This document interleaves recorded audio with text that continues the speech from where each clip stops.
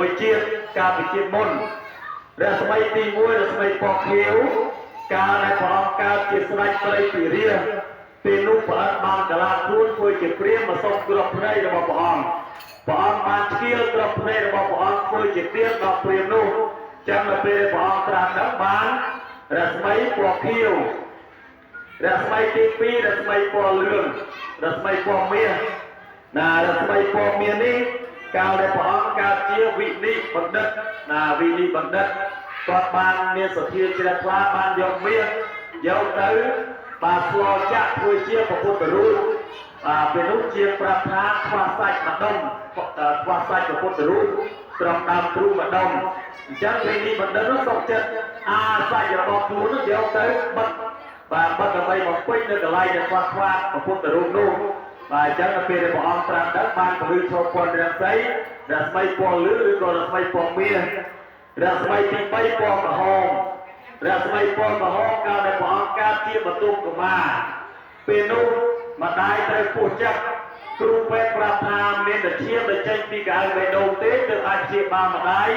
ឲ្យរស់រានមានជីវិតបានបទុមកុមារសុខចិត្តយកកំបិតឆ្កៀលទ្រូងយកឈាមដែលចេញពីបេះដូងដើម្បីយកមកព្យាបាលម្ដាយឲ្យបានជាសះស្បើយចឹងដល់ពេលព្រះអង្គត្រាស់ដឹងបានរស្មីពណ៌ក្រហមរស្មីទី4រស្មីពណ៌សរស្មីពណ៌សកាលដែលព្រះអង្គកើតជាប្របាទស្រីវេស្សន្តរកាលដែលព្រះអង្គកើតជាប្របាទស្រីវេស្សន្តរព្រះអង្គបានដាក់ទានដំរីសដំរីមានគៀនរាជគុជសាដល់ស្រុកផ្លឹករៀល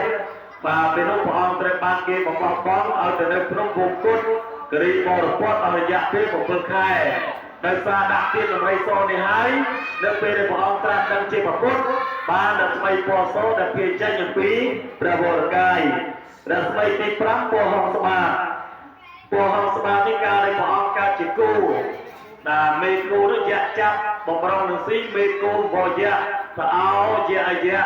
ណែឯងកុំស៊ីខ្ញុំអីណែឯងកុំស៊ីម្ដាយខ្ញុំអី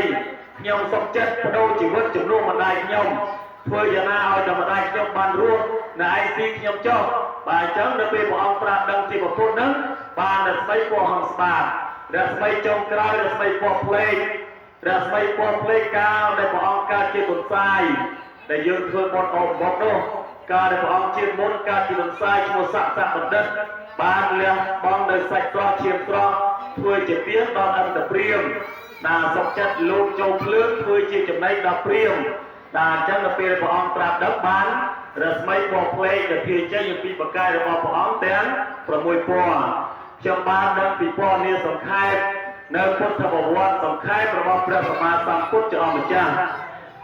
ព្រះសម្មាសម្ពុទ្ធជាអង្គម្ចាស់